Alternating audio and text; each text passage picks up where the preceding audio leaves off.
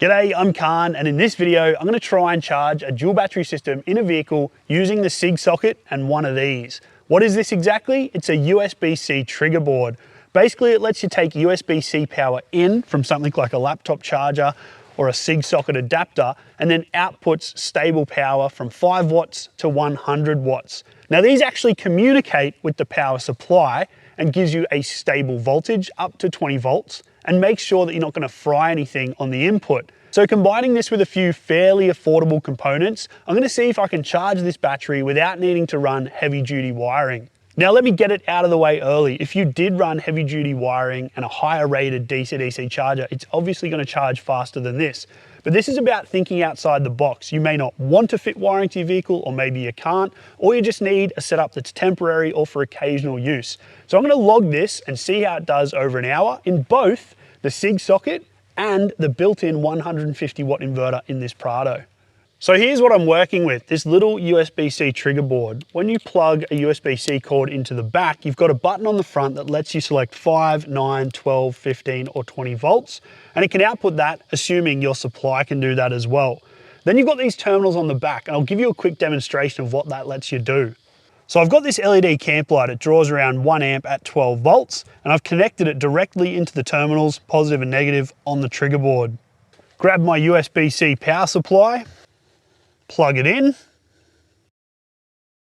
select 12 volt, and I've got a super powerful LED light powered by USB-C. But again, what makes them really interesting is that they communicate with the power source. And that means you can connect them to things like laptop power supplies or SIG socket adapters, and they'll hold at that stable output and won't overload the circuit.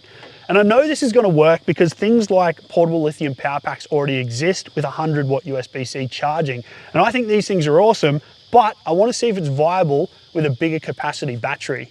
Now here's where it gets a little bit tricky. I need to maximize output from this USB-C trigger board, which means it needs to run at 20 volts, 5 amps, or 100 watts.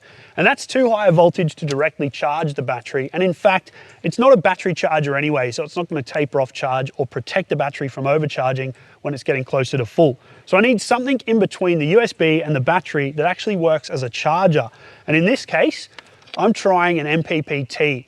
I've actually plugged this in for a short while on the bench just to see if it works, and it seems to come up to 20 volts, 5 amps, and sit there. So I assume that the MPPT regulator just thinks it's got a 20 volt, 5 amp solar panel plugged in, and then it happily charges the battery between about 7 and 8 amps. I also tried running this into a DC-DC charger with an MPPT regulator built in, but it seems like the two systems actually fight each other. The USB-C fires up, negotiates with the supply, and starts powering at 20 volts, 5 amps. But then the DC-DC charger turns off every couple of minutes to check input voltage. And when it does that, the load drops off, the USB-C trigger board faults occasionally and doesn't fire back up. I'm using the Prado because there's a couple of different options to power it up. The most important is to see if I can run this from a SIG socket using a USB-C cable into the trigger board, into the MPPT, and then charge the battery. I'm going to try and do that for an hour. Then I'm going to use the built-in AC inverter using the 100 watt AC to USB adapter to see if it's any better or worse.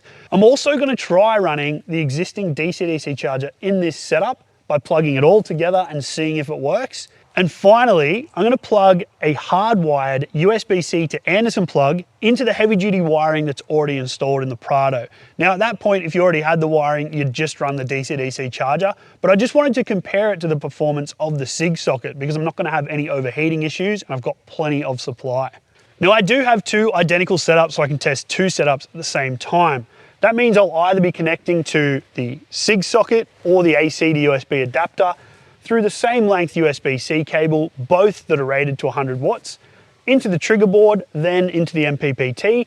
Then that's going to go through a Victron shunt into the battery, and they're both at the same state of charge. That way I can drive around for about an hour and get a good result at the end and see how they performed. Okay, it's now the second day of testing, and I did run into some problems yesterday, but I also had some success, which is good news. First of all, I didn't realize that the inverter in the Prado wasn't 150 watts. For some reason, I assumed it was. Turns out it's only 100 watts. And I was trying to run a 100 watt AC to USB adapter, That's the output, so I assume it needs a little bit more on the input, and it was overloading that inverter circuit. I tried a 96 watt adapter, no good. I tried an 87 watt adapter, no good. I did get it running perfectly on a 65 watt adapter, and it was great, but that's not a whole lot of power. And at that point, you'd probably get away with using your typical SIG socket USB-C output. The other thing I did try though is I ran it on the inverter that's also set up in the vehicle as part of the dual battery system. So that's a 1500 watt inverter, no trouble running the 100 watt adapter, and it was stable charging at 100 watts for a couple of hours. Not a single issue. So I know that the theory works. If the inverter was more powerful in the vehicle itself, it would have worked. Now onto this one. This is supposed to be a 100 watt USB-C output with my SIG socket input, but I couldn't actually get it to hold at 100 watts. So further testing is required on this on my part to make sure this can actually output 100 watts. But I don't know if maybe it wasn't communicating properly with the trigger board, or perhaps the MPPT was doing something funny, although in the other setup it was working perfectly. So my solution is that I'm going to try and solder up some of these terminals on the back. Now I've had a look at the instructions, and basically you can force this to sit at its highest output. At the moment it steps up, gets to a certain point, spikes and overloads, and then the system shuts down. It just repeats that over and over and over. So you'll see it spike and then cut off, spike and then cut off. So I'm going to try and solder this up, reinstall it and give this another go, see if that fixes it. The good news is that my hardwired Anderson to USB-C worked perfectly. Now this is a 28 volt 5 amp output, 140 watts, but it communicated with the trigger board and sat right at 100 watts for the entire time. This actually worked so well that while I was driving around everywhere yesterday, it completely charged one of the batteries. So that's a really good sign. We know that the theory works, we've just got to keep tweaking it.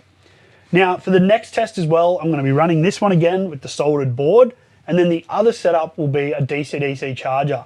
Now that I know that this is super reliable and continuously outputs 100 watts, I'll be going from this into the MPPT input of a DCDC charger, and we'll see through all the logging whether it works. So it's nearing sunset on the second day now, and I want to answer the question, can you charge a bigger capacity battery with a USB-C trigger board off your SIG socket? And the answer is yes, but it's very picky. G'day, Future Cahn here. I'd pretty much already finished editing this video and I was going to post it last night, but I just felt like there was a couple of things left untested. So I wanted to do one final comprehensive test before I made the video live. So this morning I went out and grabbed a couple more of these direct SIG socket to USB-C adapters. So then I had two 100 watt versions and a 140 watt version, because I was having good luck with my hardwired 140 watt USB-C. Unfortunately, whether I used the modified PCB or just the standard trigger board, all three of them fire up, try to get to 100 watts, and then seem to overload and switch off just repeatedly. So no good on that front. I also went out and bought a couple of new cords. I got two new 100 watt USB-C to C cords with a built-in watt meter. That way I could make sure they were actually outputting what they said they were, in addition to the shunt data. And I also bought a 240 watt. Now I know USB-C is actually limited to 5 amps, so if I've got a 100 watt cable, it should work, but I wanted to rule that out as well. In good news, my DIY Anderson plug to USB-C worked flawlessly and charged the battery perfectly. So that was boding really well, and I then went out to try and find an unmodified original one with that SIG plug still intact. Managed to find one after a lot of running around, and I've also tested this for over an hour, not a single problem. Plugged in to the factory SIG socket in the vehicle, this charges at 100 watts constantly into that trigger board. In terms of heat, this end was perfectly fine, this end was perfectly fine. They were below about 40 degrees Celsius.